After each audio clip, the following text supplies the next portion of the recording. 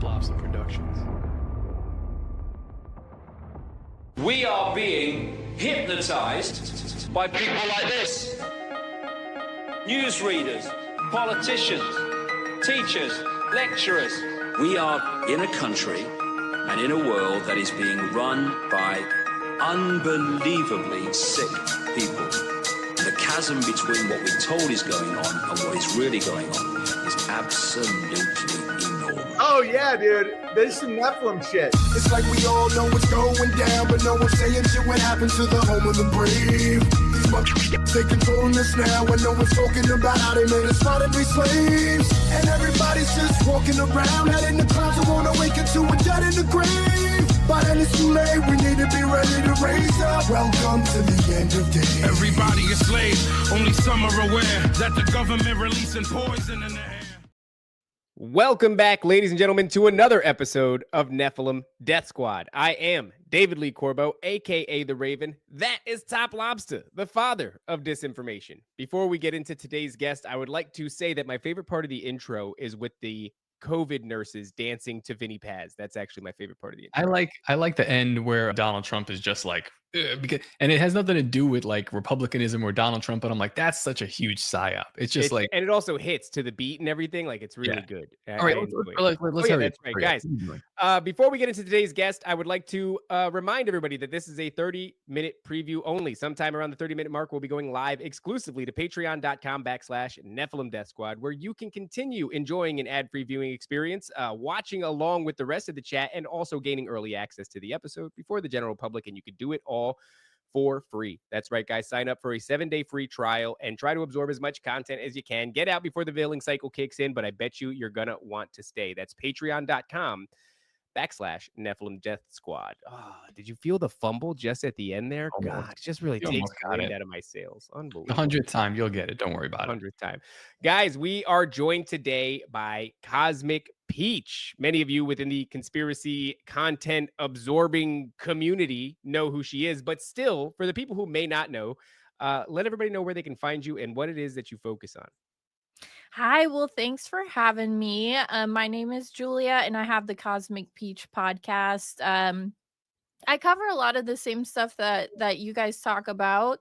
I've been focusing kind of recently on Laurel Canyon stuff and Program to Kill stuff. I really like Dave McGowan. My podcast is available wherever you listen to podcasts. I'm not on YouTube because I decided to end that relationship before they could end it. You know, I was on my second strike and I just didn't feel like messing with it. But I do have Patreon where you can see all the videos and get early access to everything. And I do throw some extra stuff over there as well. But yeah, I'm really excited for today because it's something that I haven't actually talked about for maybe a year, but it was a topic that I looked into in great detail.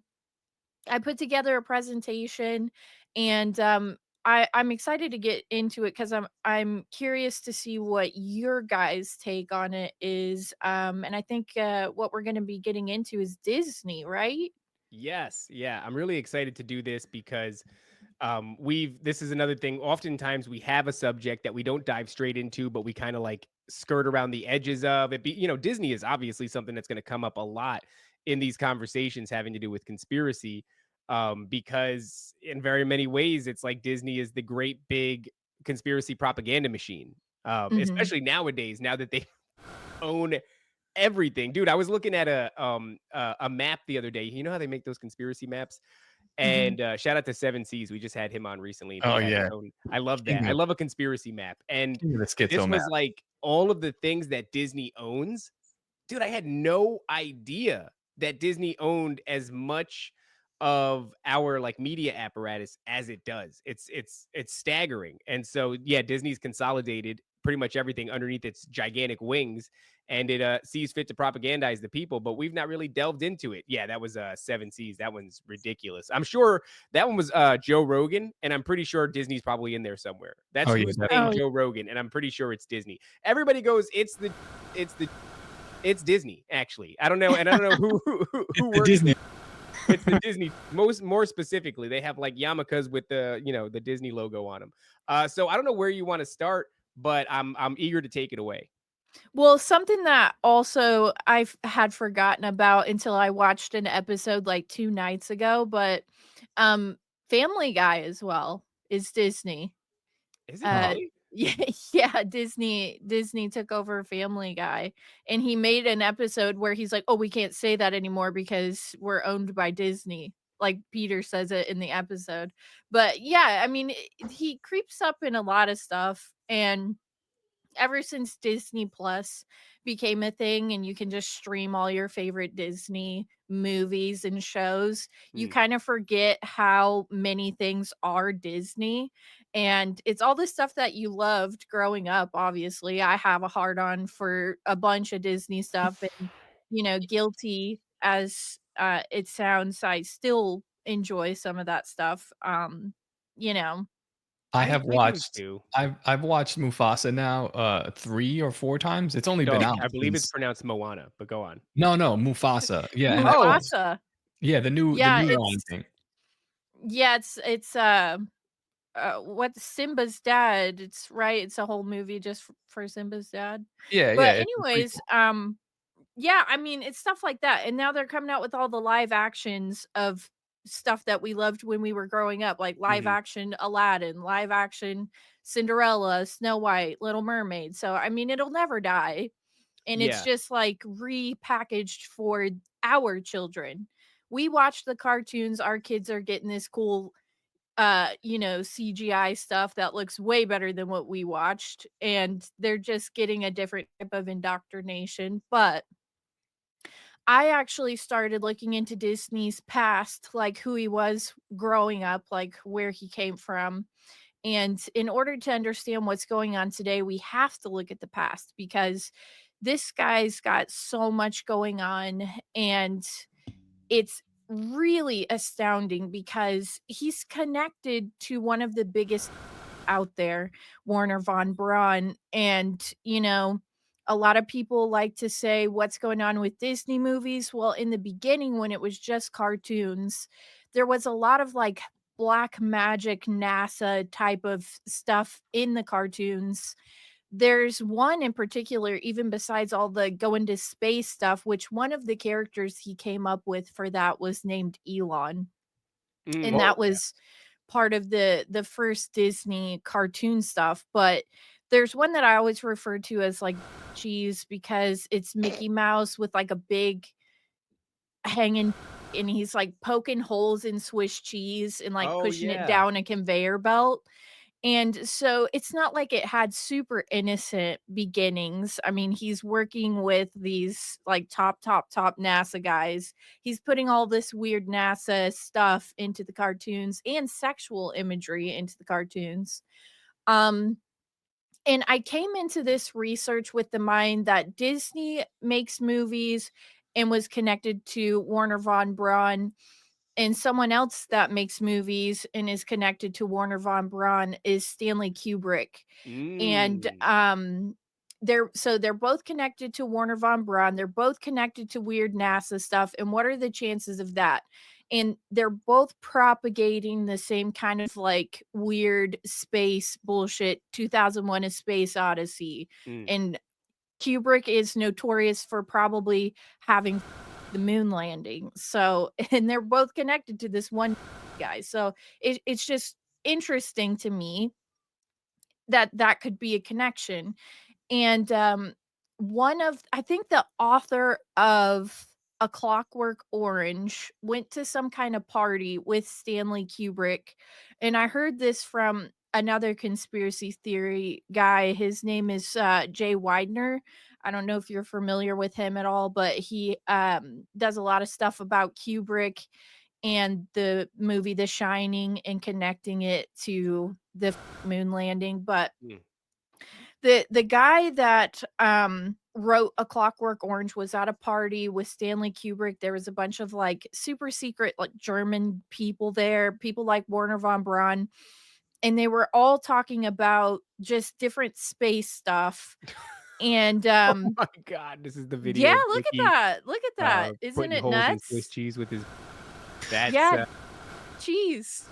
cheese. That's yeah. I can see Uh-huh. now. I get it. Wonder cheese, Yeah. But actually. somehow, like, the conversation, they were all, like, drinking and smoking cigars and being all, eyes wide shut-ish at this party or whatever, and I guess either Disney was brought up or he, like, showed up to this party, and so it's not even me speculating that he was involved with this stuff, it's like, look at who his friends were. He's Yeah. friends with, like, weird Hmm. and people who are involved with space stuff. Yeah, it's kind of weird because a lot of the times we're bringing up these characters, whether it's a Werner von Braun or a Jack Parsons or somebody like that, and you get this real feeling that these guys almost got together and decided, you know what, people are really malleable if you can tell them a good story. Why don't we create the greatest story ever or something to that effect? And then they sort of locked us into this paradigm for the next 60 to 80 years.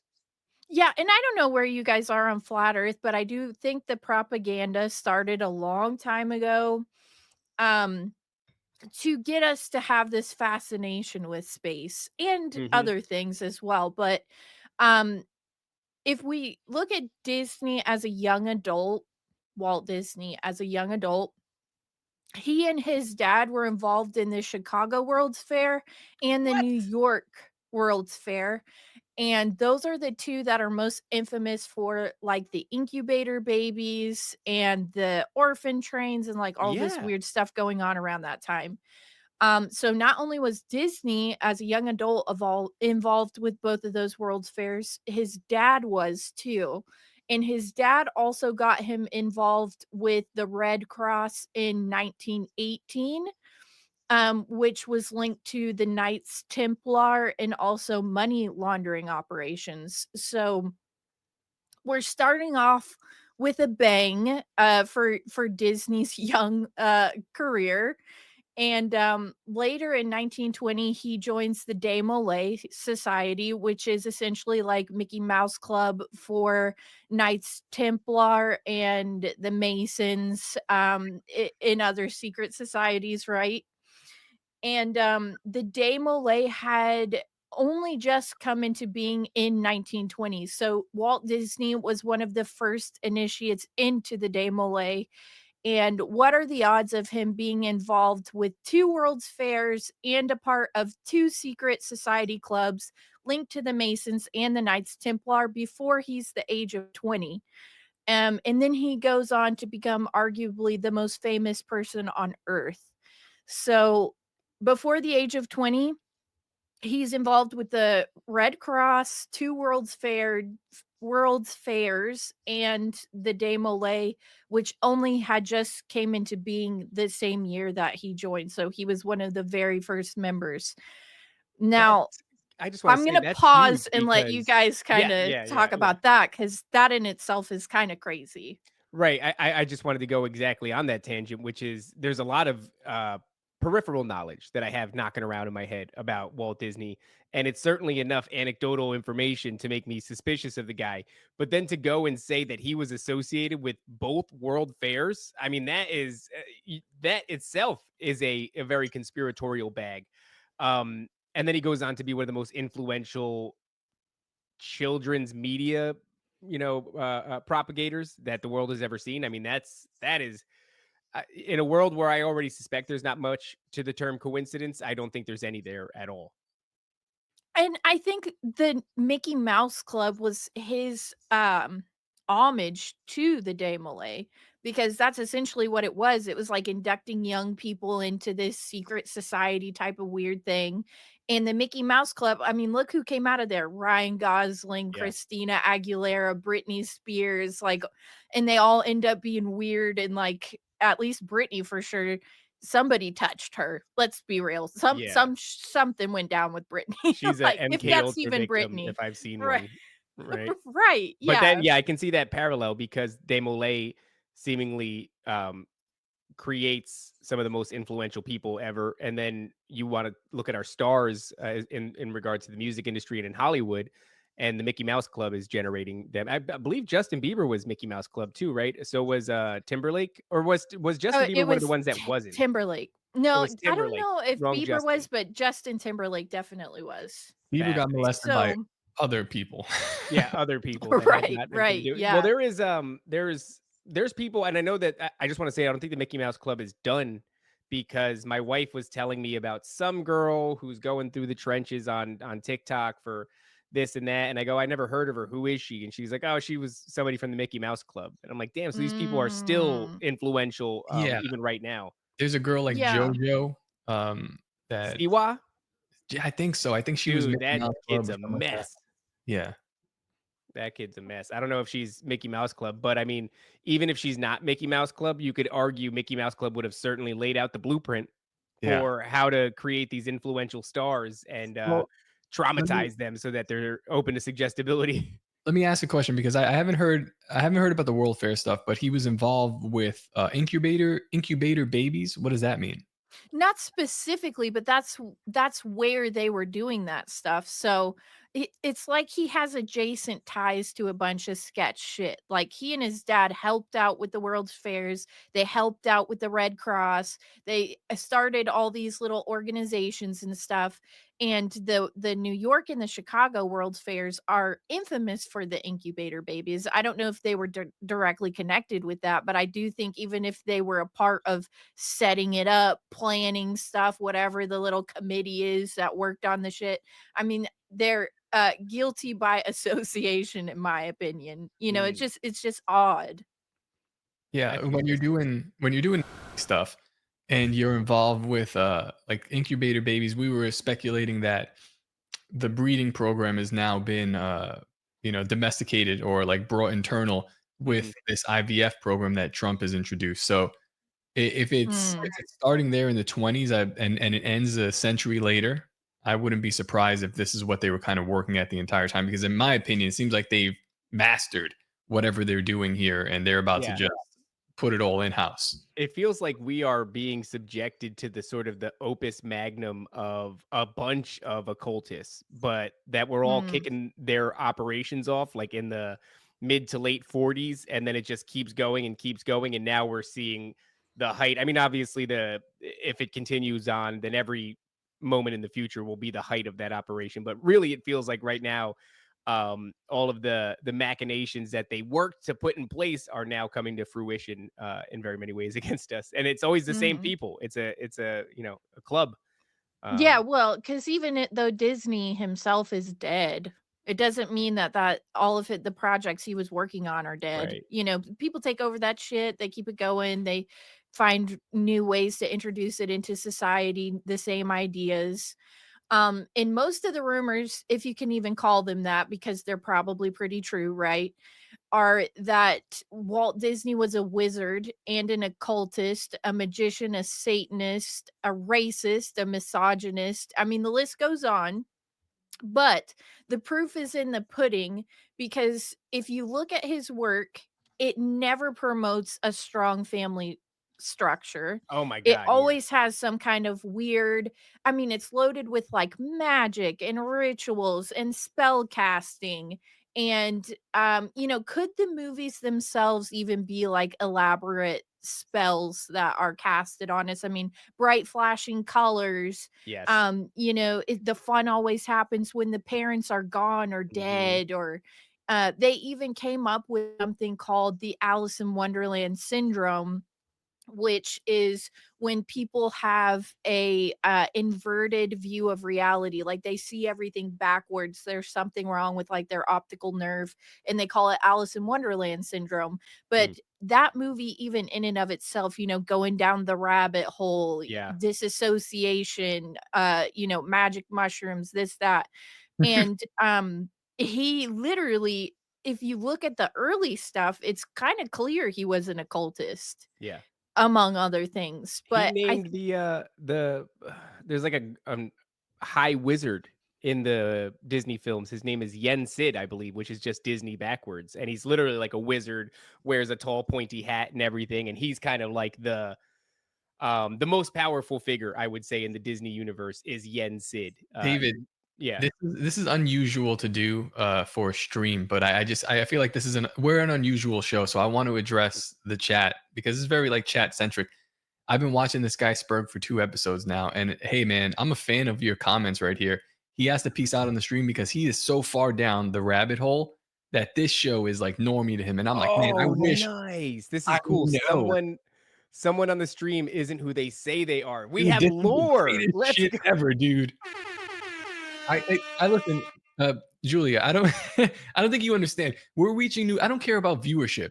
I care about schizophrenia ship. Like Yes. how high can we go in crazy? And we are getting there. It's a beautiful thing. Like I love it. I love keep it. building this community. I want to see how crazy it can really get. Like it Oh, really I makes wanna me happy. So Before you go, Avalon, please, which one of us is not who they say they are? That's very exciting. That's very exciting. Because I It's did have me. suspicions when Cosmic Peach showed up. She has a dope ass tracksuit on, and I expected, even though we've already hung out before, we've already made content before, I was expecting a Russian accent to come out, and it didn't come out. And so I am very Oh boy. suspicious of you, Julia.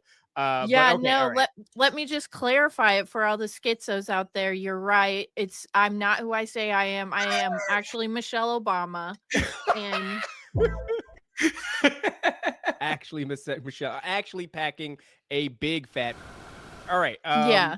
Let's continue And I on. love Jennifer Aniston. That's But right. listen, so he packs all this magic stuff into in the shows, in the movies, whatever.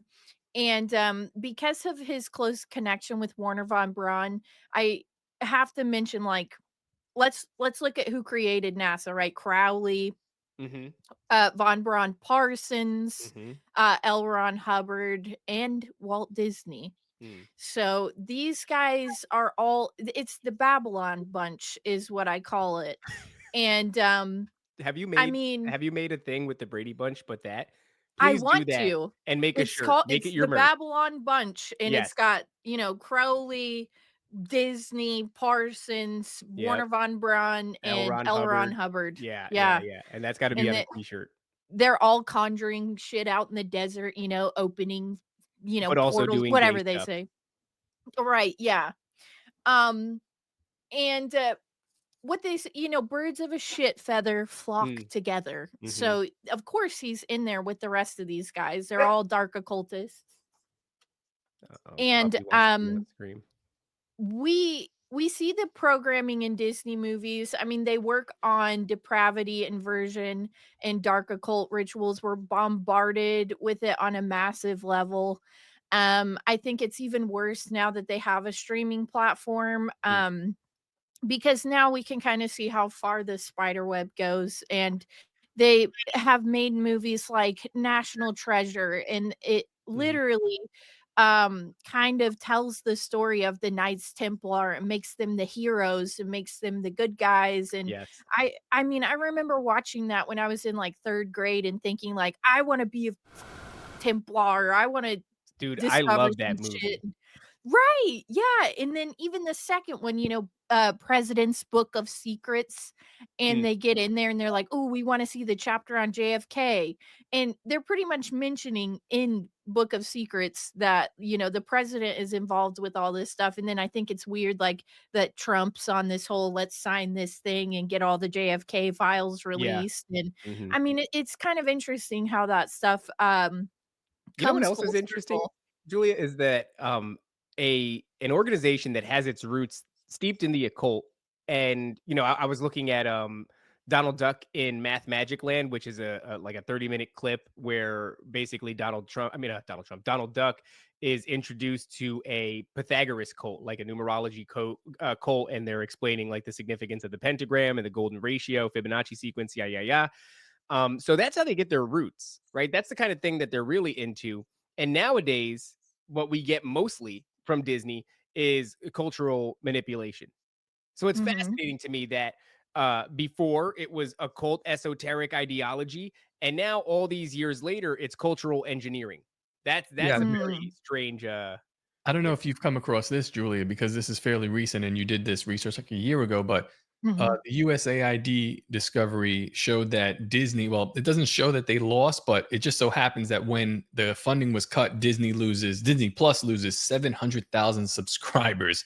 Wow. And here is their receipts here. So they have active social engineering from the Department of Defense, and Oh, it's just the definitive contract. So there's really no amount of money, just however much they need. It's an and there's no open way check. around it. That's what Yeah, Mm. they're engaging is social engineering. and it's cut, and they lose almost 1 million subscribers on their streaming platform. So it really makes you think, like, who the is even buying this stuff? Yeah. Who is subscribing to Right. it? It's That's what I've insane. been saying for a while is that Disney really sacrificed the quality of their entertainment because what you could say is back in the day, at least it was good. You know, you might have been getting subverted in one way and subliminally messaged, but it was good. It was entertaining and it was quality and the storytelling was excellent. They've since sacrificed that. Storytelling and quality is on the back burner and they are leading with social engineering to the extent that it's so off putting. You can't even suspend your own disbelief to enjoy a piece of fiction. So then the question becomes, who is watching this? And there's your answer 700,000 fake people are watching it. That's fantastic. Yeah, and I mean, so even starting in the 1950s, Disney was connected to the FBI and specifically J. Edgar Hoover. So it's not like that doesn't surprise me because they've used not only their platform, but also like Disney World, Disneyland. Those things are that he partnered with like the FBI and Mm. stuff to get. So the whole story is basically the FBI knew that he would comply with whatever they wanted him to do. And in the 1950s, when he opened Disneyland, it's on record that he gave the FBI a free pass to use the park for whatever they wanted to use it for, which was documented, could be for private or recreational purposes. And What does that mean? there was there was a SRA survivor that I interviewed. Her name is Dr. Juliet Engel, and she wrote a book on this. But she told me in explicit detail some of the stuff that had happened to her, and it's been a long journey for her to try to process and move on with her life since then. But she would say that part of being in these programs were that she was taken to Disneyland with a bunch of other kids, and these men would be there and they would say, "I'm your daddy for the day," and basically take them on rides and get them food and do all this stuff with them, and they'd Not have a great bad. time. And Right. then they would go home with these men, and Oh. the rest would be as you could imagine. So the And FBI's recreational angle or is private recreational SRA. Well, it says for private or recreational purposes, and Disney just gave them a free pass to come use it for whatever. They're clearly running these programs. There's adult the woman that I interviewed was probably in her like 60s or 70s, and she described it in great detail. It happened multiple times, and multiple different groups of children would get taken to these like parks, whichever one, and they would basically give them a great time, go on rides, eat food, whatever, do stuff like kids love to do. And like at the end of the day, they were taken off to some guys that guy's house and like ran on or whatever it was. But Good I God. mean, the point is they knew that this was happening there. I think like there's been a couple of people who say there's underground tunnels and stuff in Yeah. these parks, and They're not even God only knows necessarily what they're doing. they don't have to be underground. And so what I'm getting at is there exist apparently. I was just watching a TikTok with my wife where people are like, "Oh, going to explore all of the tunnels like around Epcot and stuff like that or some shit like that, Magic Kingdom, whatever it is." And it is a legitimate labyrinth that the person who's walking through it is like, "I haven't seen anybody for a while. You could definitely get lost in here." And you could hear people going on rides and stuff, but these are actually meant for you're allowed to travel them. This isn't an employees only zone. So even areas where you're allowed to go in the park, some areas are a little bit secret and you can find your way into them and you're allowed to be there. If you find your way there, okay, and you will enter a underground labyrinth and eventually you'll bump into other people and their kids and shit, and they're laughing and going through, but for the most part it's not the main attraction, so the vast majority of people don't see it. And that alone is, and so you imagine this park is huge. It's basically like Vatican City, right? It's got its own rules and shit, its own laws to a certain extent. And they saw fit to equip it with tunnels that don't even really get a lot of play. They're not even the actual hidden ones. You imagine that if they were willing to do that, then there's probably subdivisions or sub areas where once you go in them, you're not coming back out. Mm-hmm. Yeah. Oh, yeah, sure. Oh my God, yeah. That's like it's like a nightmare. Mm-hmm. Yeah. Imagine being a little kid trapped in that, you I've heard know? that about It's a Small World. It's a Small Mm. World Yeah, in for particular is sure. one that you hear that sort of a rumor about where there's tunnels and shit in that ride and they take kids from it.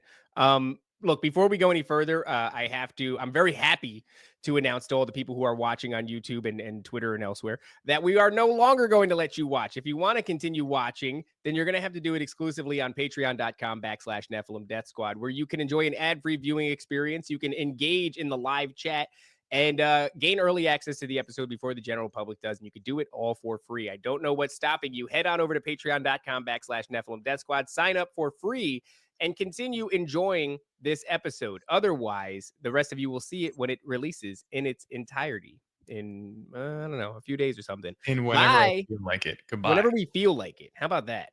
I wanted to ask you really quickly, and I know I'm really sorry because I know you have a presentation, and luckily we're not No, you're strapped for good. You're time, good. but we're going to derail you a shit ton. I Yes. heard All right. rumors once upon a time that the Disney cruise ship used to make stops at Little St. James. Do you know if there's any veracity to those claims? Have you heard I that? mean, I've heard it, and I wouldn't say it's outside the realm of possibility. I don't ever like to say anything unless I've interviewed someone who's talked about it, or Right. like I have some type of I can speculate and say that would not shock me at all whatsoever. Mm. I know anytime you're on a cruise, they work on maritime law, and that shit's all different, and they can pretty much do whatever they want.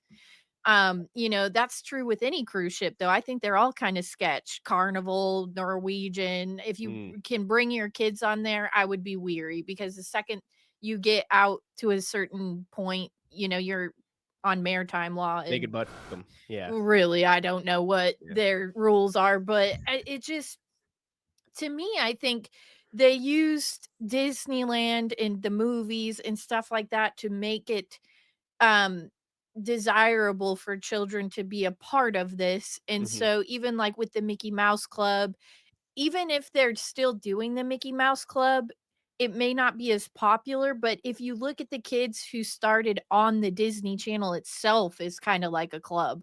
And they're Yeah. all weird, dude. And it's like the guy from That's So Raven is crazy. And Yep. Orlando Brown. He's the guy. Orlando Brown. Yeah, Yeah. that's his name. He was claiming that he was assaulted by Will Smith and one other person. I forgot who the other person was, but it was like, even I wasn't so taken aback that Will Smith would his butt as much as I was taken aback by that Will Smith was doing it with this other guy. I forgot who it was. I was like, they hang out. I didn't know they hung out like that. I But wonder who apparently it they do. was, I the other forgot who it dude. was, man. But he was. I mean, we have this tendency to look at actors in Hollywood when they have these mental breakdowns. We just attribute it to like drug use or like, oh, that's just the breaks being in Hollywood. You lose your mind sometimes. Meanwhile, the guy is very clearly saying, I haven't lost my mind. Will Smith, but me. Okay. Yeah. And that's very specific. There's a coherence here, a cohesion. It makes sense. It's not delusional or anything like that. But nevertheless, we dismissed it. And then all these years later, you find out that, to some degree, there are rumors that are having Will Smith be complicit in what Diddy was doing.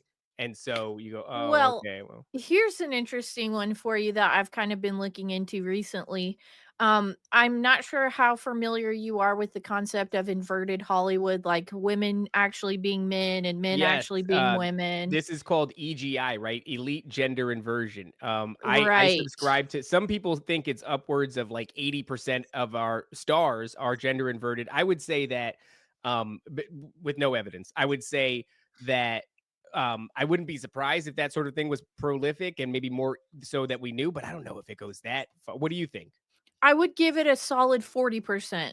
And the That seems only more reason reasonable. yeah, the only reason I say that is because I've talked to people, and I've watched actual experts, if there is one, talk about how these researchers can go into Egypt and dig up mummies and know and can tell you based on looking at a skeleton with no clothes, no nothing, this is a female, this is a male, Mm, just based on skeletal markers alone. right. And these same people look at these celebrities and they will say, based on skeletal markers, this person was born a biological male or a biological female. It's Mm. not nothing to do with, oh, look at their nose, look at their hair, look at their, it's literally based on kneecaps, hands, jawline, shoulders, stuff like you can't fake this stuff.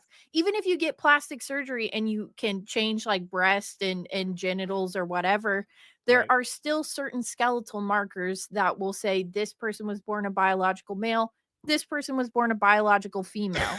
Damn it, I was waiting for it. These did this to me. They put this skull, this female skull. Actually, I think I did it myself because I was like, I don't believe that people are. So I might have done it to myself and then somebody else did it to me. But either way, the female skull fits my head. So I don't know what that means. Maybe that's why I dress the way that I do, which is very great. Um, but I think it goes beyond that, though. I think you have to look at someone's complete biological makeup, though. I don't think you can go based on somebody's eyes are close together and they have well, like a, but I do think that's there's veracity to it because I saw something the other day that said that these elites, what they'll do is, you have like CRISPR technology, right?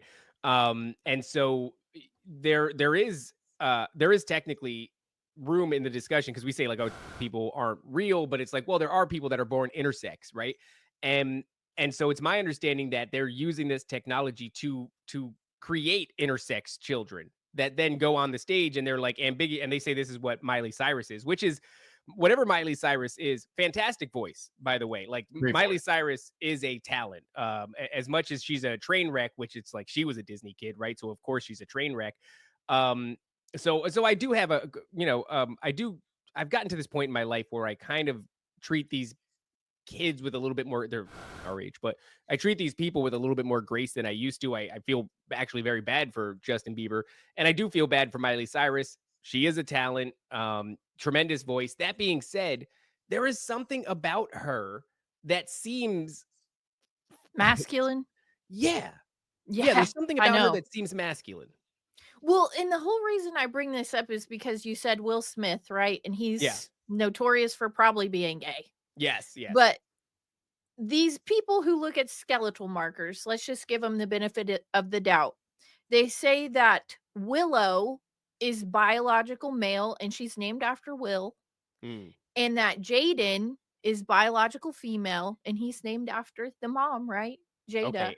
I see where you're going. I see And what you're cooking on. Jaden He's always is like crying. all over freaking like all these videos getting groped on, molested on, making out with Justin Bieber. It's like, okay, let's say Willow, who, let's be real, is the more masculine of the two. She's got armpit hair. Yeah. And then she could be biological. It's like, is there something to where they choose certain people and they're like, your kids, you're going to be a part of this? And then we kind of see as they get older, it's almost obvious. It's like Jaden is smaller and he's more petite, Yeah. and people are always like trying to molest him. Mm, And he's named after the mom. And then yeah. Willow's kind of like a butch dude and has a deep voice out of nowhere. And she's named after her father. And I don't know, could there be some literal inversion with those I two? wouldn't be surprised because if Maybe. you look at that family dynamic, the whole thing screams like inversion. Like, they used to, there was a line in a J. Cole song where he said, he referenced like that Jada and that Will love as being like a goal, right? Like a goal to have a relationship like Jada Pinkett Smith and Will Smith. And then all these years later, you find out it's very much a glass house and Completely she's toxic. cheating on him. He's dudes' butts, and then she's tearing him down on TV and emasculating and humiliating him. And, to the extent that you're like, is this a humiliation ritual? Then of course, how much of a superstar Will Smith is, right? In Hollywood. He's like shit. I don't really see a lot of Will Smith movies I don't like, if I'm being perfectly honest. Serious. And so in that way, you have this family that is perceived one way, and then when the curtain gets pulled back, you find out that it's all actually inverted. Mhm, And mhm. so yeah, I would go, if anybody's doing that to their kids, it would not surprise me at all if it was Will and Jada. Yeah. Yeah. Well, and I mean that's the thing too, is like he's such a family guy, right? And Yes. the one that's like but kids on the Disney Channel. So But you yeah. literally you cannot trust anything anymore. Yeah. It's funny But too kind because of he's get also presented as a heartthrob, and then you find oh, out that he's actually sure. like a gay dude. So much of it is like presented as one thing. In reality, it's totally the opposite. Right. And kind of getting back to something that you said, you mentioned Epcot a Mm, little bit ago. And so Disney opened the park in the 50s, and then in the 60s during Project Paperclip, he comes out with the City of Tomorrow based on ideals, which is Epcot. Um and it's a long story on how, but it after he opened these parks, Disney is on record as being tax exempt like a church. So yeah. again, he's got this FBI weird thing with J. Edgar Hoover and come use the park for whatever you want. I got this City of Tomorrow Epcot shit going on, and I'm tax exempt. Like, what is going on here, really? Whatever It they want. just, yeah, yeah. And I actually have a problem with when people try to separate um spiritualism or ritualism and government stuff. Oh It's yeah. almost it's like, well, this is CIA and this is government and this is FBI and whatever, and this is all like occultist and ritualistic and whatever, and it's like they separate those two things when they're really synonymous and they're actually the same thing. I Yes. mean, the government literally works off of the same ancient rituals as these dark occultists do. I mean, it's like the Canaanite mystery Yes. religions and like the Akkadian Hittite Babylonian rituals, and the families who started all this stuff like the Collins and the Sinclairs and all these super old elite bloodlines that became a part of the government, they're elite families that were connected with like Disney, and they all work on like northern European like Celtic weird druid Hmm. rituals, Yeah, and the Druids. Yeah. it's yeah, I mean it's all interwoven into our government. So when you see like the FBI getting involved with Disney, he's tax exempt like he's a church. He's got all this like there's so many layers, and at when you get to a certain point, you have to say, "This is more than just cartoons for kids." 100%. That's something, a notion that we can 100% leave in the past now. Given the reach and the cultural impact that Disney has, you could at least look at that and say this is far beyond, in excess of just creating children's cartoons. But I've been It's saying that. Go ahead, Top. what's interesting about Disney is like if you study the politics and it's like from a left right dynamic. I remember back during COVID, Disney was doing something. I don't. The "Don't Say Gay" stuff. They were promoting that, and they were Yeah. promoting. Yeah, and the right wing, which was Ron DeSantis. We're here in Florida, so Ron DeSantis was like, "Oh, word, your church status, your ability to self-govern, because that little island, it's like a terraform island that they have, at least for the Magic Kingdom and some of their other properties. They do whatever they want. Mhm. They are literally their own government there. So That's why I said it's like Vatican City almost. very much Mhm. so like that. Like they have their own police. I almost got arrested by Mickey Mouse police for buying bootleg tickets from Crackhead Carry on the side of the road back Oh in the day. But that's my god. another story, yo. Hold on. That's Man, kinda hilarious. that would have been Yeah, awesome. very. I mean, listen, you don't know fear until some gay dude with Mickey Mouse ears pulls you to a back room and he's asking you questions about your backstory. It's a whole thing. Hear children screaming, and you're like, "Are you going to address that? There's children screaming in these back rooms?" He's like, "No, this is about you, sir." This is about you. Did you scalp these tickets, sir? And I'm like, I don't know what you're talking about. I'm in That the kid army. just said, "Help me." That kid just said, "Help me." Are you gonna help that kid? Look, when people look at like ritual and druid shit, right? And ceremony and Babylonian magic, and they say that that sort of thing doesn't exist or it doesn't exist in our government. Maybe it does exist, but in some weird niche, kind of helter skelter, satanic panic kind of way. Like, you have these cults that are engaging in this sort of thing. It's like, no, that's not true. You have this government apparatus in the form of the propaganda machine creating terminology like conspiracy theorists and tinfoil hat and everything to dismiss people that are looking down these roads. Meanwhile, they are dedicating insane amounts of resources to studying them themselves, right? The intelligence agencies are obsessed with like psychic powers and you know, we talked about at the top of the show, some of the biggest American institutions started off the back of the most famous occultists. You know, we're talking Werner von Braun and Jack Parsons and all these people that we just talked about. What I was getting at is like, so, all right, politics is theater at the highest level, right? And it's like, but then why, like, why would the right wing then go after Disney in this way? Why would, you know, Donald Trump coming in and USAID being gutted basically take a huge portion of Disney's subscribing funds? You know, it's like, why, where there's like some kind of weird struggle. I think in the end they're headed in the same direction, but it's undeniable when you see it this way. Why is there this struggle? Why is there a right wing versus a left wing? Even though in reality it seems like they're moving in the same direction, but they're kind of like doing this like soft battle in front of us, and it's a legitimate soft battle. You're talking about billions of dollars. We're talking about people's lives and livelihoods. You know why it might be? It's a weird one. If you can beat down Disney, who has been the most egregious when it comes to injecting leftist ideology into the West, if you can make a public display of them, they're a monolith. It's not going to fall apart, right? They're not going to lose funding all of a sudden because they're getting pushback from Ron DeSantis. But if you can make them struggle enough internally that they then have to turn the other foot, well, then they're going to start that culture, which is the culture that we see coming, right? We see this big pendulum swing coming. From the left to the right, it's going to be cultural, it's going to be political, it's probably going to go too far, and you need this very same propaganda machine that introduced these liberal ideologies to us to now either that or make a whole new propaganda machine. Not going to happen. We've been building Disney since the 40s, right? So there's already an established propaganda machine here. Push back against it, make it struggle internally, make it look like it's got new management, and the new management is now going in this more conservative direction, and thus the entire industry follows, because that's what happens. Whatever Disney does, Disney tells us it's okay. Is it wrong of me to prefer controlled that? opposition. It's controlled opposition to Disney.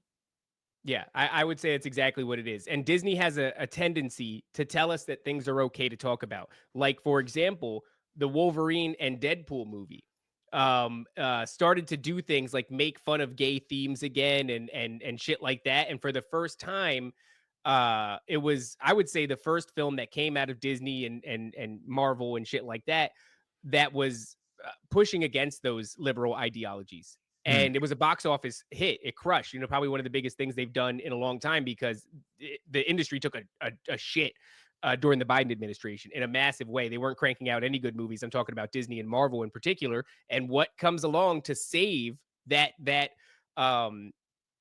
category, that Marvel movie category, is Deadpool and Wolverine. And very much it felt like, is back on the menu, boys. That's what it felt like after they did that. And so I think, it's a matter of pushing back against them so that you can say like, oh, look, this failed. We didn't do it right. And now we're pivoting and we're going back to what the people want. And as soon as they do that, Disney gives you the green light, the rest of the industry, the green light to go in that direction. I think you will see in the coming months or years more right-wing looking Disney stuff. Yes. Because if you look on Facebook and like Instagram, whatever, you got all these, and I'm one of them, like Southern mamas, and they're all talking about, look at this Disney movie, look at this, look at what they're putting in, and there's, as you said, this pendulum swinging back, and it's going to go super, super, super far right. Yes. Yeah. And it has to be this way. It has to be this way. Yes, because it's manufactured, but they had that movie Inside Out, and Inside Out had like real gay themes. It was like the main character was going to be lesbian. They had all these things prepared to roll out, and then the culture was like, "What?" It was kind of towards the end of the Biden administration, and they corrected that. So that was the beginning of it. I didn't realize that. That was the original. Yeah. The main character from Inside Out was going to be lesbian. And they ended up getting rid of that whole thing. And then there's also a couple of other instances of Disney basically doing damage control before a product was released to the public. So it was like all of these whispers about ideology and LGBT whatever values, And then by the time it was ready to release, there was internal struggles. Disney squashed some of those elements. So they still existed to some degree, but some of the more egregious oversteppings were crushed. It works like a charm because I could sit here and do this show, and obviously that people see what this show is about, and like we can go sort of black belt level on this show, and still I'm like, just no more Buzz Lightyear kissing. Like I will, Yes. please, Daddy Disney, give me some conservative something so I could like enjoy a little bit. And it's like, yeah, I'm welcoming it, and I understand the psyop probably better than most people, but I'm still like, I'm just still excited to see it. yeah, just please. I can't, because I can't do another 4 years anymore, of this yeah. insanity. Yeah. If one more kid cuts off their, I don't know. I'm gonna freak out. I'm gonna freak out. Lose it. I'm gonna Well, lose I my mean, mind. I've talked about this with my husband a little bit because it's like I'm not homophobic or any shit like that. I ain't I scared could of care them. less. I could care less. But the thing is, it's like, what happened to just being plain old like gay? Like that's like not a thing anymore. Like you Yeah, can't yeah. just be gay. You can't just be like, oh, I like chicks. Yeah. It has to be It's very disrespectful. what? He put me on the big screen. The running joke on this show and is that I am Is that you're gay?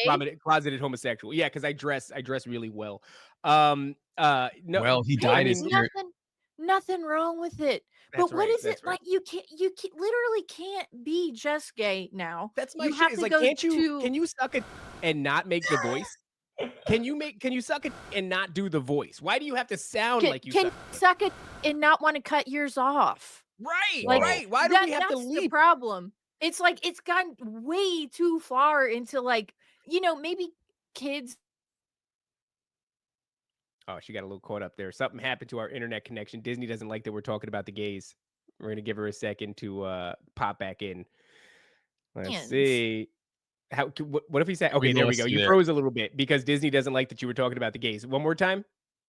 Oh, I said just because a little boy is effeminate, maybe he's gay, whatever, doesn't mean he needs his cut off. That's all I'm Right. saying is like there is plain old regular old gay, and for the most part, that was all right for a while. Just like, oh, I'm a lesbian, oh, I'm gay. Well, whatever, you. But now it's like got kids involved, it's got parades involved, it's got like education involved, and now it's got like big pharma and cutting our off involved. And like, how did we get here? Let me ask you this, because I just saw something in my head, and my head's full of dumb shit. But maybe this isn't. Okay, you have the party, fascist regime, iron grip dictatorship, and obviously the world sees that and rallies against it. And that's the surface level story. I know we can get into a whole bunch of other shit, Weimar Republic, yada, yada, yada, whether or not he was a Rothschild or some shit. Doesn't matter. The point is this narrative that we're all accepting generally on the surface, fascist, iron-fisted dictatorship. And that falls apart. And then all of a sudden, the inception of all these industries takes place right after it, after Operation Paperclip. And so many of these institutions that get set up then are our cultural manufacturing institutions. And you have to ask, why then would institutions that were started by fascist dictatorship regime, why would it push gay shit on us? Right? Because that's the opposite. That's liberal. And it's almost like they said, okay, it doesn't work if you force it on people. What if you make them beg for it? What if you make them choose it? What if you give them the opposite, so much so to the extent that they get sick of it? What if you push them to the brink of freaking out over this shit? Make it that bad, and then have them ask for it, and we'll come give it to them. Because it to me, I think all of this, even like with Disney stuff, is actually just a big spiritual war. And it's got less to do with, a lot of people want to say, I won't let my kids watch Disney, I won't let whatever, and that's fine. You probably shouldn't. I don't know. But I think the real problem is that these ideas are based on dark occult inversion, ritualism. It's a spiritual war. They're going after the kids in multiple generations of programming and propaganda, and you should act like this, you should want this, you should behave like this. And so, I mean, it's like a lot of serial killers, and I Mm, learned this from Program to Kill, a book by David McGowan, is that they're children of generational Satanism. mm, And so if you can get generations of children to look at a specific thing for this is what's acceptable in the world, you will keep them in, like, from the 40s, Disney has been the staple yeah, of this is a culturally appropriate thing, and this yeah. is what everybody should be into.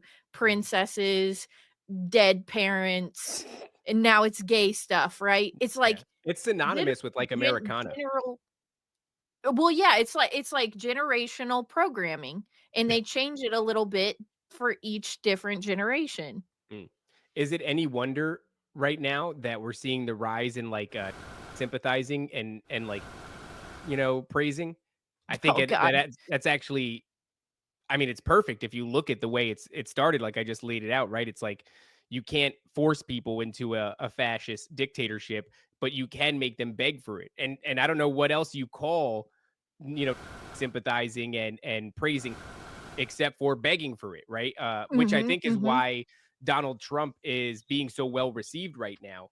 And I would, we talk about it all the time. He wrote The Art of the Comeback. He made the greatest comeback in the world. It was like the Biden administration was almost set up in a way to get us clamoring and begging for Trump to come back in.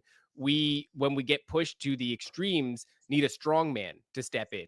And I think this whole thing has been orchestrated to get us to this point where things are so debaucherous and so morally debased that we're now begging for a strongman to step in, and that's what's giving rise to this. Was based in all this other shit that we're getting a lot of lately. I've It's heard so funny, many people talking about it, and they're like, "Was really even a bad guy?" I'm like, yeah, "Oh, I don't know. Do you believe the happened?" Some right. people don't.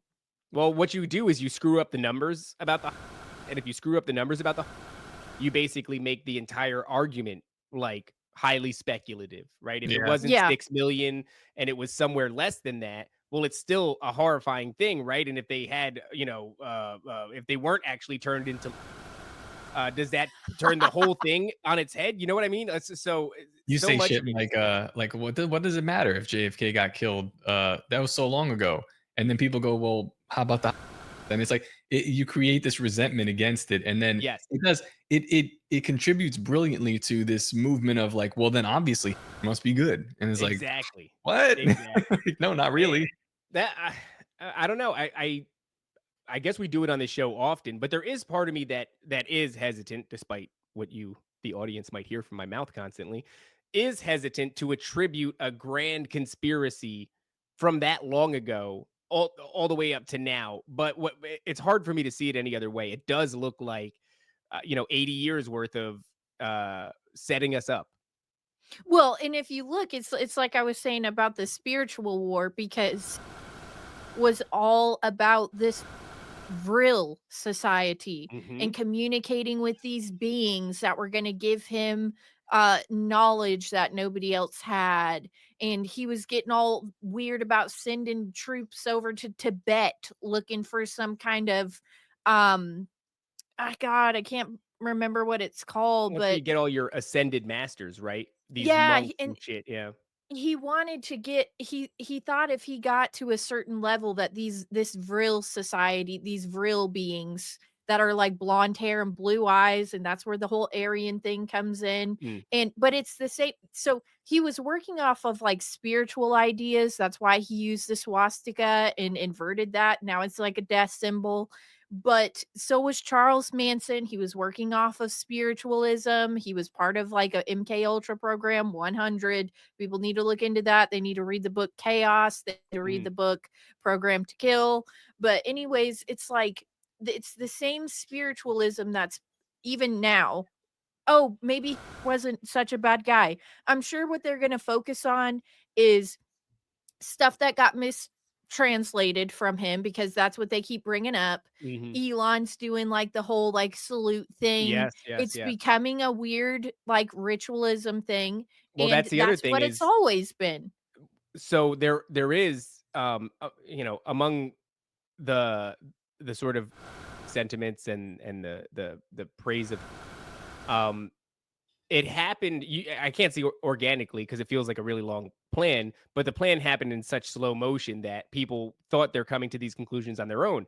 And then I think that there are these other moments that come along, like an Elon Musk dramatically shifting the Overton window on that conversation, or like a Kanye West dramatically shifting the Overton window on that type of conversation. These people come along and they'll nudge it in a big way, and everybody will Mhm. suddenly get on that track and just start going. And they watch it and they go, okay, everything's going along right now. We could use another push. Kanye, are you up for the task? Okay, come on over, Kanye, and let's give it another push. Let's use the Super Bowl, some giant moment where everybody's watching. I think the Super Bowl, this past one, had like some of the highest viewership of any of its previous years. And so, yeah, it is almost impossible for me to look at it any other way except for cultural manufacturing. By the way, all of this is cultural manufacturing, right? That's what Disney's game is. Elon Musk obviously doing the Zig Heil and all this other shit. And you look at him, he owns the biggest cultural manufacturing machine on the planet in the form of Twitter. He owns it. He steers the narrative. He collects and scrapes all the data. He knows the public sentiment. He knows where our ideologies are at any given time. And he has the ability to alter the algorithm, to steer it in this direction or that direction. He has the money and the influence and the power on the world stage to orchestrate these little. I'm not saying that Elon Musk is the end all be all mastermind of this thing, but he is 100% engaging in cultural engineering. Well, I think Elon and Joe Rogan are the Laurel Canyon of what our Hell yeah. new culture is. So, I mean, I think, and that's why I also think it's interesting that one of the first shows, the first cartoons that Disney ever put out, it was about going to space and going to Mars and shit. And the character that went's name was Elon. So, again, it's like weird spiritualism and like predictive programming type stuff. And I Mm-hmm. do think that Elon and Joe Rogan are the Laurel Canyon of what's to come. Like they're directing what we like. They're directing the culture. They're directing what conspiracies get big, which Mm-hmm. comedians get big, what jokes we laugh at, what supplements we take, Mm-hmm. what we're interested in. Elon, Joe Rogan, 100%. So what did Laurel Canyon give us? I mean, in the biggest way, they killed the anti-war movement and they introduced the psychedelics movement, Mhm. if that's what you Mhm. want to call it, into the United States. And then so much of what was going on there, that's part of the intelligence agencies, Laurel Canyon. And so you look at Joe Rogan and it's like, what's he doing? He's introducing sensory deprivation tanks. The audience has heard this quite a bit, but I'm pleased to hear somebody else say it because I've said the same thing. I think he is a new Laurel Canyon. He's introducing the float tanks. He's introducing the psychedelics. He's introducing even the telepathy tapes, and we've talked about on Occult Rejects what the Mhm. telepathy tapes actually seem to be, which is some sort of unholy mashup of the MKUltra program and the vaccine schedules to induce telepathic communication between what human beings and these entities, right? All these occultists for all these times that it's you got to mention it, you got to say it. It's like they're not just doing occult ritual for the sake of occult ritual, they're doing it to commune with ancient entities. And so we're getting the same thing. It's coming back again. I've been joking around. Joe Rogan is responsible. There's a constant conga line. It never stops. It's just flooding into the Amazon, and it's nothing but white women with dreadlocks, and they're going there to drink ayahuasca and to communicate with these entities. Like, yeah, Yeah. 100%. I agree with that. He is the new Laurel Canyon. He is. Mhm. And, I think Elon could play a part in that too, because Yeah. it's like, how many people are going to have to get removed off X or whatever for saying shit that doesn't fit whatever. Like, that's why I took myself off YouTube. It's just like if you're not following whatever this certain thing is, like you can believe in some conspiracies, but not these ones, and don't talk about these ones, and don't talk about these authors, and Yeah. don't bring these people up. And it's like if you start really looking into it, even conspiracy theory stuff is kind of like a gatekeepy weird thing is going on. Yeah. Yeah, 100%. There's a lot of like I mean, here, let's take one that's relevant to the conversation. Europa. It's a 10-hour documentary on, the Weimar Republic and how they subverted and then infiltrated and basically destroyed. They started a bunch of revolutions, they destabilized Germany. And, the Bolsheviks take over Moscow, they pass anti-Semitism laws. I'm literally only regurgitating the first few hours of a thing that I watched before I was like, this feels weird. This is so it's presented as like information that most people aren't privy to, aka conspiracy theories, right? And then as you're watching it, you're like, this feels like a propaganda piece in favor of the regime against the and absolving of, you know, whatever he may or may not have done. And it gave me such a weird impression that I stopped watching it. I was watching it with the Patreon members only. It was just a live watch or a watch party.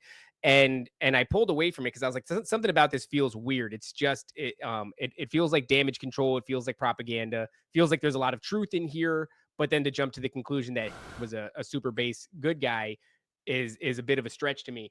And then I watched that like really become the running narrative for all of Twitter.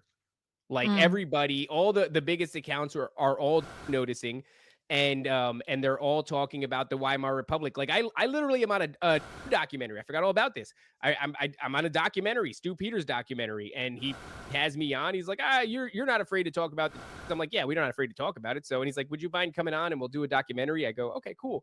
Next thing you know, he locks me in for an hour, and he's like, he's asking questions like, tell me why it's important to call out the, and I'm like, I mean, it is important. Like, you know what I mean? What Like, a it is question. important. Yeah, wow. I'm not what going a to not question. say, but it's important to know. And then you know, so we get into this conversation, and I'm like, well, look, I don't think Hitler's that much of a good guy, yada, yada, yada.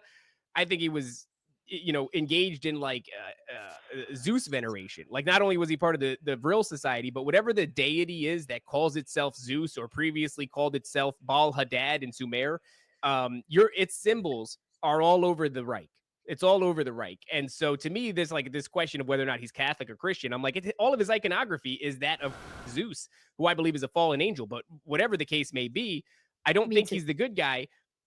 But you're not going to keep an hour worth of material in your documentary.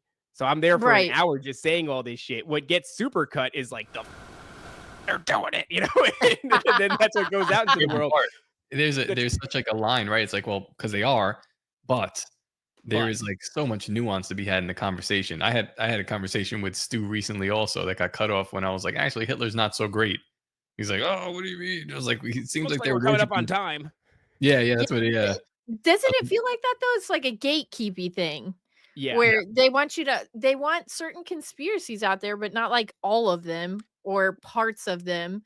Or even you know, the Gaia network, and it's got like, it's all this aliens are coming back for us. There's Galactic Federation of Light shit. Yeah, federations, and they blow up on Instagram. They've got millions of followers, these people who say blue avians are coming back for us. Yeah. And it's like I've been, you know, grinding for years now. I've been on tinfoil hat multiple times, and I've slowly grown my audience, and I try to say as true as stuff that I can find or present to people in a way. And it's like, all I would have to do if I really wanted to, guys, is say that blue avians were coming back for us tomorrow, and my shit would blow up everywhere, and I'd be the most famous conspiracy theorist out there. But it's like, that's why I think it's gatekeeping. It's like Graham Hancock, he gets that show on Netflix, Ancient Apocalypse stuff. Ancient Apocalypse, yep. Yeah, and he's dancing around the flood story. He's dancing around the Nephilim story. He's saying there's giants. He's saying they helped build this stuff. He's saying that they engineered all of these civilizations, but he won't say what it is, and he won't really talk about biblical stuff. And it's like, there are parts of the truth we are allowed to consume, but if you go too far in, then just forget it. You're shadow banned or whatever they say. I'm trying to figure that out myself. So it's like on this show, we have people on, and just we wouldn't even have to necessarily agree with them. It's like, tell me what you think, dude.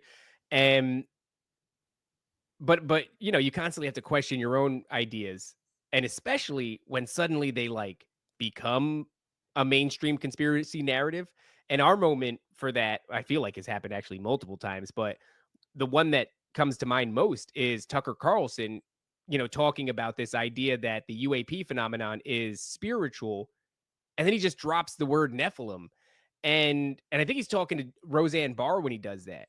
And as soon as he does that, I'm like, what the do I think? Like, what am I talking about here? Because I don't disagree with that. And that's weird.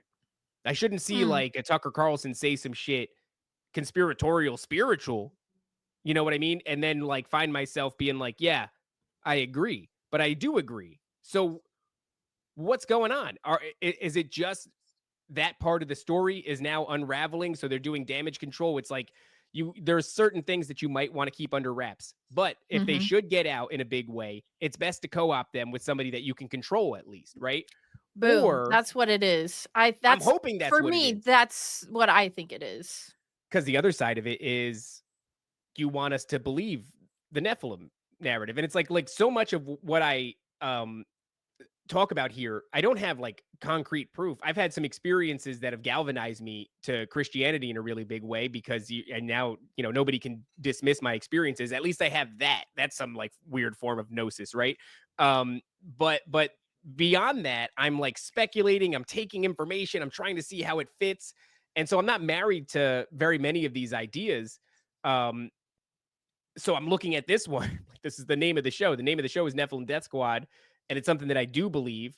And I don't think you can take that away from me. I've just seen too Well, much and I heard mean, too much, and to in have my that removed. opinion, and this is just my opinion, you can use your discernment to figure out for yourself what you feel is true. Because I've heard many conspiracy theorists say things, and I've even seen them back it up with weird stuff that they Hmm. found on the internet. But there's been something in me that's like, I cannot get on board with this for some Mm-hmm. reason. And anytime I hear stuff about the Nephilim, and not all of it, but there are certain aspects, because I would consider myself to be a Christian, that have always resonated with me. I'll get goosebumps Mm. sometimes. I feel like it actually changed my perception of life after I discovered a lot of this stuff. I've talked to many people, Gary Wayne from Mm-hmm. the Genesis 6 conspiracy. I mean, I've talked to people who have put almost their life's work into looking into this stuff, and for me it's just been one that's always like almost gave me chill bumps, like how true it Right. is. And so I'm with you, but I think people can use their discernment. It's like not everything you hear is going to be accurate. Not everything you hear is going to be like, there are a lot of theories out there. And I don't know. I think sometimes the conspiracy theory game is co-opted and people come out with like maybe the Nephilim thing got the train went off the rails and now they have to put a bunch of like fake conspiracy theory people in the mix that are like saying ridiculous shit so people don't believe it anymore. They think it's, I mean, You know what I think is kind of like that? So I have these topics that, for whatever reason, just give me pause, and it doesn't mean that I don't believe them. It's just like it's almost like the feeling is not yet. There's too much of a mess going on with it, and I can't touch it because I don't have mhm. the ability to parse through that mess. And one of them is flat Earth in particular. Like, I look at a lot of things and I go, firmament really seems to have some veracity to it.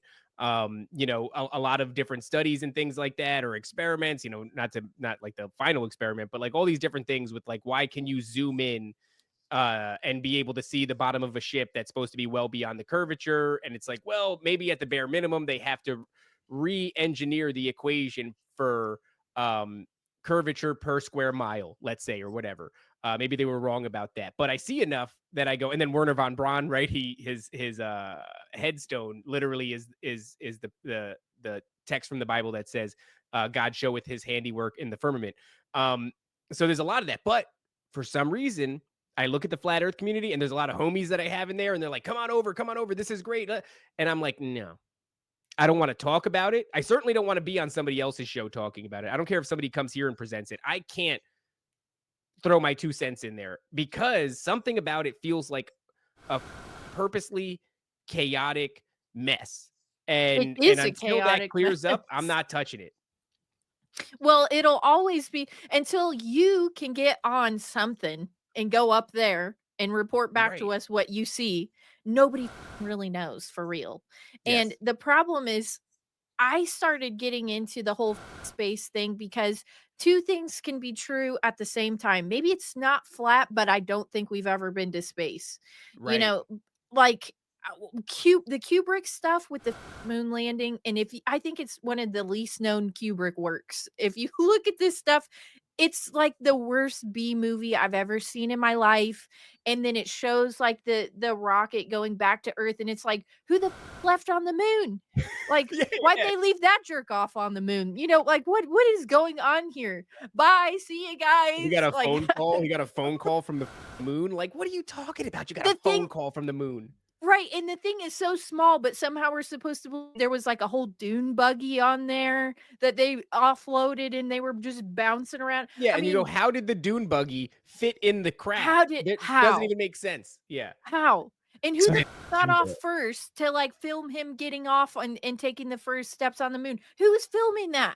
That guy took the first They steps, just apparently. left that jerk off on the moon. He's just still there floating around. Like, Didn't I they hope play everybody golf, too? liked it. They Well, played it's- golf on the moon? Like, come on. Come Very on. irresponsible. But it's also like they leave you clues. Like so he has the NASA shirt in The Shining, but there's also the clue. Yes.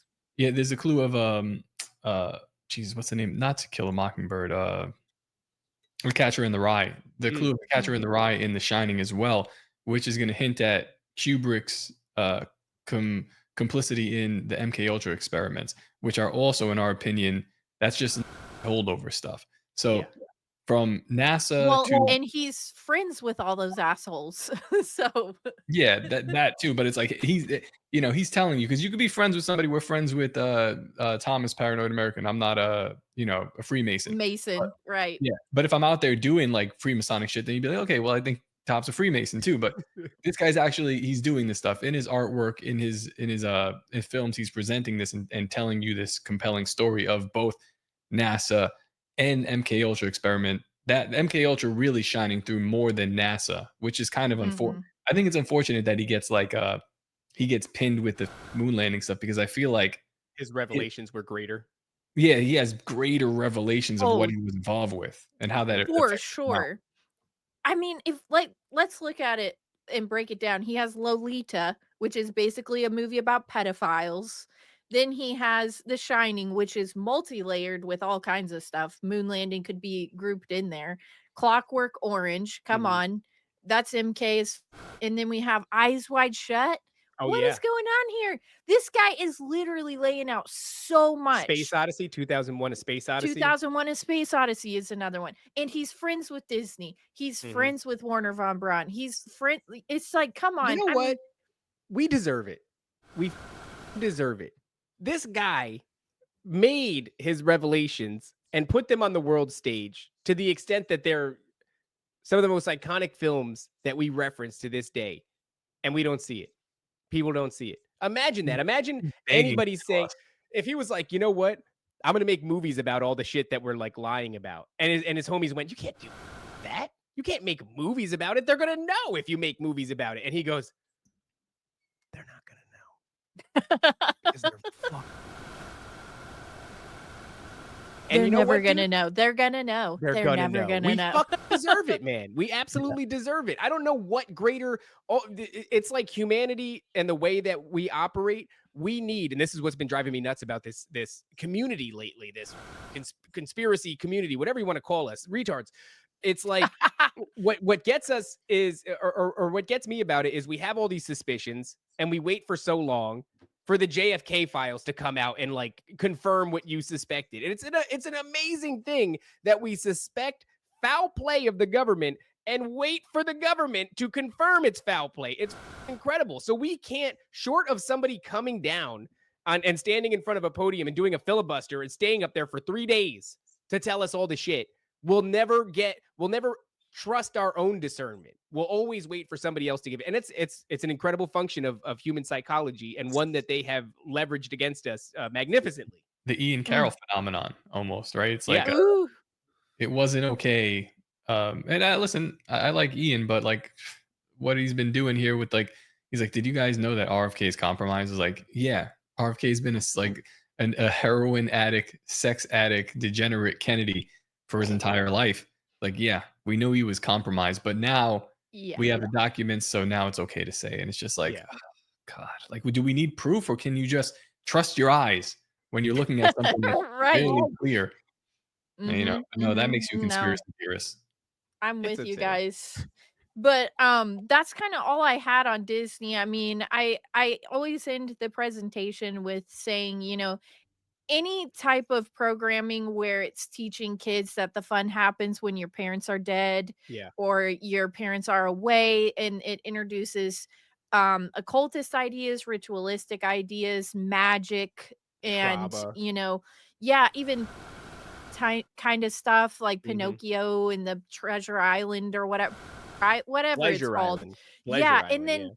Yeah. then Tom Hanks goes on to play not only Geppettophile, but he also plays Walt Disney in Saving Mr. Banks. So it's like, if you really look at the layers, if you really look at where this guy came from, World's Fairs, Day Mole, Red Cross Society, FBI, he's tax exempt, he's got all this weird stuff going on. And so I just invite everybody to look at what comes out in the future and compare it to what, the propaganda was back when we were kids. Because Peter Pan, Alice in Wonderland, Cinderella, Snow White, Dead Parents, magical lands where little boys are forever, little boys and stuff like that. It's just, they might be getting trickier with how they put this stuff in, but it's gonna be there if you look for it. And just because Disney's dead doesn't mean like the programming is. So that's always how I like to look at it. And I think people should look into Disney for themselves if they're curious, because all this stuff is easy to find if you know what you're looking for. Or you could just wait for them to thaw out his head, and then he'll tell us. Right, He'll tell us right. The everything. Frozen thing. That's right. I mean, yeah, I don't know. It's maybe they will switch it up so that it's harder to see the symbolism or harder to see the messaging. But really, looking at it right now, it's never been very hard to see. How else do you interpret an old man talking about taking little boys to island? It makes me wonder about people's filter, like back in the day, where now if you did it, if I was sitting on my sofa and I saw that I was watching a Disney movie, I would catch that instantly. There's no way you would get that past me. But um, I think you got it past every single person who saw Pinocchio at its release. You know what I mean? Like it's one of the biggest Disney films. It's there's certain films that are fundamental to Disney's legacy. Snow White, Pinocchio, Cinderella, like those kind of movies are fundamental. I would say later on, like you had like one of my favorites was Hercules, but you could remove Hercules from the Disney universe, it wouldn't change. But if you remove like Snow White and the Seven Dwarfs, or you remove Cinderella or any of those things, that would fundamentally change. Even Fantasia is not a massive film in comparison as far as being wide known or well known. But if you removed it, it would change, I think, in some ways, Disney's Mhm, legacy and what mhm. they, their body of work in a pretty meaningful way. Um, they never really obscured any of it. Some of it did, right? You get like, we didn't even talk about it. It's not worth talking about, but you get these subliminal messages that are put in, right? You have sex spelled out into, yeah, Z-Man. This is how gay I am. This is why I'm the gay member of Nephilim Death Squad. My original podcast was called Where I Belong, which is literally the song from Hercules. You want to talk about, that's why Z-Man said that, because he knows deep Raven lore. But so I guess you never understand how much of an impact these childhood films have on you until you're an adult man naming your I podcast loved after it. them. I thought they were great. I mean, I was obsessed with them when I was a kid, but if you look, it's like the story of the Nephilim, Oh Hercules, yeah. Little Mermaid, Hmm. sirens and stuff, and then you got, I mean, it's, if you look, I'm telling you, it's in there, What's her and it's name? Top's been talking about all the time. Moana. Moana's huge Nephilim shit. Huge mhm, Nephilim shit. Maui is mhm. a demigod, also known as a Nephilim. I think what's her name? Uh, what the hell's the girl's name? Moana becomes like Gibberim by the end of it. She becomes augmented. She changes somehow. She becomes part Nephilim. The whole thing is, yeah, it's all on its face. It's right there. But that's what I'm saying. Maybe the symbolism will change. Maybe the subliminal messaging will change. But I even struggle to call it subliminal messaging. It's just messaging. They're just telling you. They're just doing it Right. right in front of your face, and you're like, oh yeah. Mhm, mhm, Off to mhm. Marvel films, and yeah, I'll go see the next one. Yeah, I'll go Right, see the next yeah. one. Well, listen, I will probably see all of the new stuff that comes out, because I mean, you gotta see it in order to talk about it for like shows and stuff. Somebody told me, "Oh, you gotta see that one. It's about that little girl starting her period, and it's uh called Red Panda or something like yes, that." yes, yes, yeah, that was yeah. Oh, is that what that's It's about? like, Oh my. Yeah, I mean, it's Like, I like I love that didn't one. want to watch it, but now it's like you got to because like how why? Why did they do this? I hope, you know what I hope? I hope we're at the end. And I hope whatever machine they put in motion had an ends, had a goal, and I hope that goal's right around the corner. I hope we get to see the fruition of, I don't know, the opus magnum, right? Of some of the most iconic occultists that have ever stepped foot in American soil. It feels like we're there, and I would just like to see what the point is. What does it all go to? Are we gonna galvanize to the Trump administration, and he's gonna be new? Is that what it is? Is this a big resurrection of the regime, or is it something? I do believe you're correct in the spiritual implications. This is a spiritual war, and we're inundated by spiritual warfare constantly, and we don't know it. Some of us. But there's no such thing as a neutral party in war. You're engaging, whether you know it or not. It's just if you don't know it, you're probably losing. So, Right. well, listen, thank you very much. This has been fascinating. I'm glad that we got to have you on. We've known about you for a long time and your appearances on Tinfoil Hat, and we had the pleasure of talking to you on Occult Rejects. It was a great conversation. So I'm glad we got to carry some of that over and expose you to our audience and them to you. But before we wrap this up, where can people find you, just to remind them? Yeah, thanks. I had a great time. I have a lot of other presentations if you guys are ever in the mood to just Hell hear some yeah. weird stuff. I have the Cosmic Peach podcast available wherever you listen to podcasts, extra stuff on Patreon, and early releases on Patreon. I do have Instagram. I'm not your typical Instagram poster. I Mm. mean, I think the last selfie I posted was 2022, so don't get excited out there, gentlemen. I just like to simping, no post simping. yeah, no, I'm not really. I post like cool stuff that I find, funny stuff that I find. I actually have this weird conspiracy theory about the Ghost Adventures team. That's why I have that one there with Aaron from Ghost Adventures. But Really? yeah, no, Is there I some got meat on that bone? Oh, there's a lot of meat on that bone. But yeah, I like to dig into some interesting fun stuff. I have a real hard on for Kubrick. You can see all my shining carpet stuff is everywhere. But yeah, I try to dabble into stuff that people either aren't really talking about a lot or stuff that I just find interesting. I have a presentation that I do on John Denver that blows everybody away. And he's like one of my favorite artists. I don't know how he's been able to get away with so much for so long, but I don't know, man. After this conversation, I think you could pretty much do whatever the hell you want to us. I think you can do whatever you want to us. You could show us whatever you want, and we're simply not you unless you stand in front of us and say, "This is what it is, and this is what it means." You could just do it to us. It's just fine. So yeah, I'm sure he's just figured that yeah. out as well.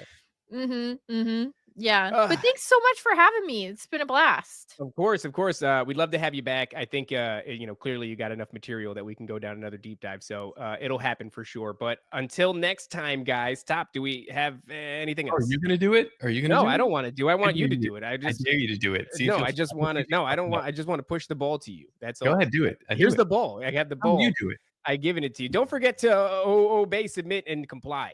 The greatest hypnotist on planet Earth is a oblong box in the corner of the room. It is constantly telling us what to believe is real. You can persuade them that what they see with their eyes is what there is to see. You can't. Because they'll laugh in the face of an explanation that portrays the bigger picture.